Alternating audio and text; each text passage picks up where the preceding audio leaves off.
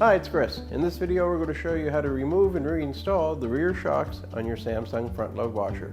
To remove and replace the shocks on your Samsung washer, it's actually quite an easy job to do and only requires a few basic hand tools. Keep in mind, if your machine needs to be repaired, it's usually simple enough to do it yourself. Visit PartSelect.com, enter your model number, and quickly find and order the part you need. Some of the reasons why you'd be looking at having to remove and replace the shocks on your Samsung washer: if you're starting to notice over time the machine may be vibrating more than it used to, maybe even to the point it's actually starting to move around on the floor itself. A worn shock will give you that. So to remove and replace the shocks, of course, you're going to want to move the machine out from the wall, so you're going to need to disconnect the power by unplugging it, and as well you're going to want to turn off your water supply taps and remove the hoses from the machine so that you can easily get at it to repair it. So now that the machine has been disconnected and the back of it is accessible, we're going to need to remove this rear access panel, and it's just held on by a few Phillips screws.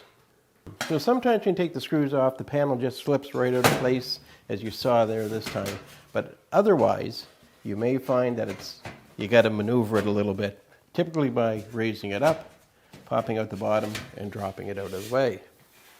So looking into the back, you can see where our rear shocks are. This is your right hand side from the back, and then there's another one right on the left side.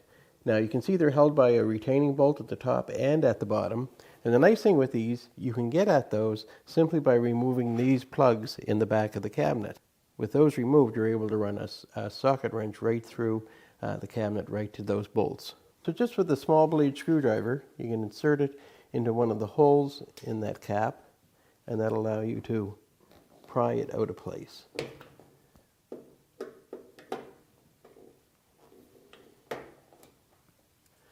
And you want to take the bottom one out as well. There, with those removed, we can now take our socket and our extension and ratchet and go right through to remove the bolts that hold the shock.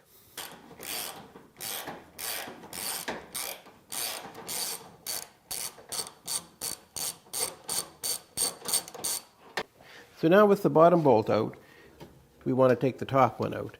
You may have to actually support the back of the tub to get your socket on there, but once you do, it's just a matter of loosening it and taking it right out.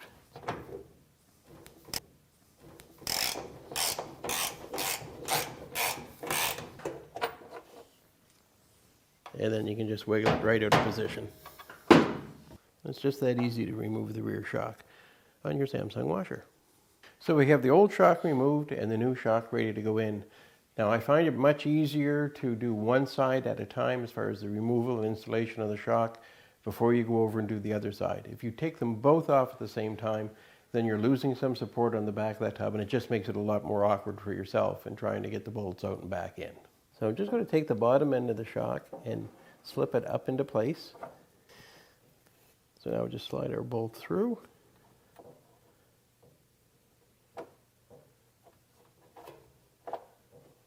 And you can start to thread that in by hand.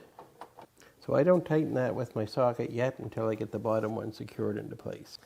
So now we just move the bottom part of the shock into position, and now we will bring our bolt in. So now the bolt has slid right through the shock mount, and now we just need to tighten it up. Now we have the bottom one tightened, we're going to go back up and tighten the upper one. And again, you may have to support the tub a bit to get it over so your socket goes on, and then tighten it.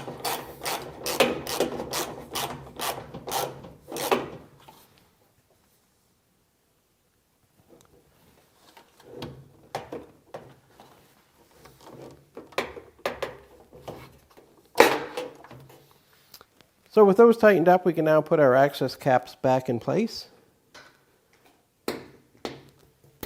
They just snap right in.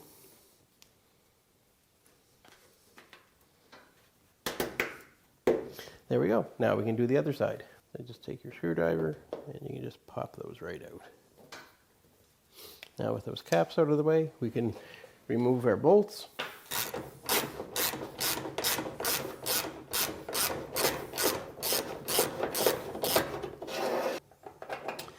So that's our top bolt, so we'll just set that to one side for now. And now I'll go in for our lower bolt. Take our lower bolt and set it to one side. And now we can simply reach in and pull the shock down. So basically it's being compressed. And we can take it right out of the machine. So when we took that upper bolt out, we heard a bit of a clang. And what that was the metal panel nut that the top bolt screws into.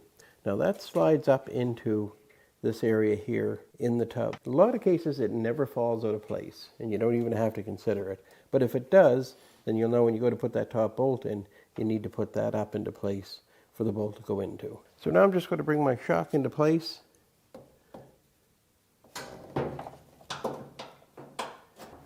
And once you have it in place, now you can just take your bolt and push that through.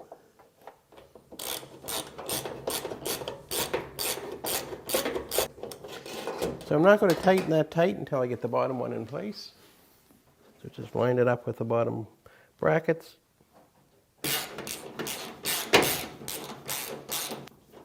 Tighten this up.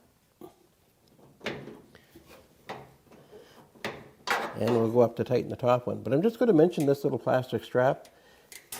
That's actually to help support the drain hose from slapping inside. This was undone when we opened it up. So it's a good time right now while we're here to get that in place.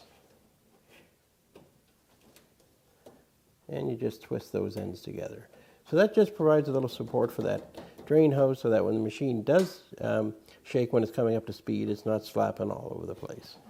And tighten up our top one.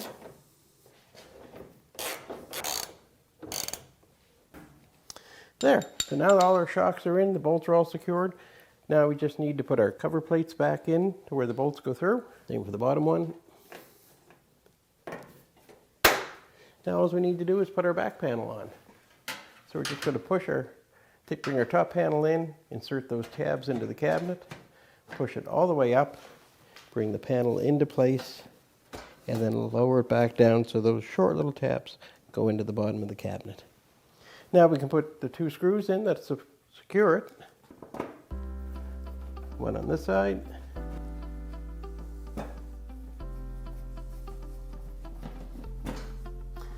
So there, with our back panel on, now all we need to do is move our washer back into position, reconnect our hoses, plug in our power supply, and we're good to go.